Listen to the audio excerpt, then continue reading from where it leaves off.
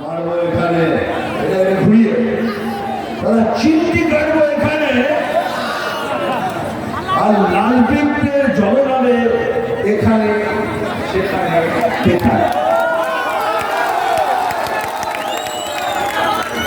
নাম সুভাষ, বারবার বলেছি, নাম তুফান, বছর এক আধবার আসি, কিন্তু এবার প্রত্যেকবার আসবে।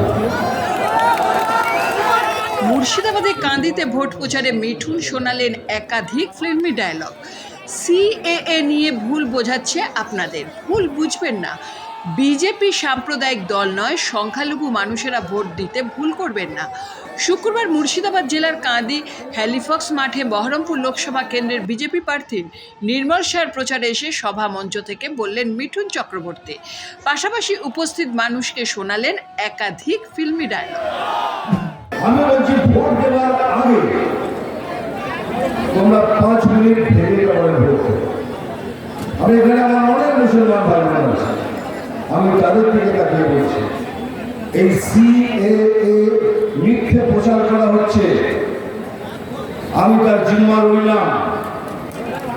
মিথ্যে প্রচার হচ্ছে। সিএএ হলো আপনার নাগরিক হবার আইন। সিএ নাগরিকত্ব কেড়ে নেবার আইন নয়।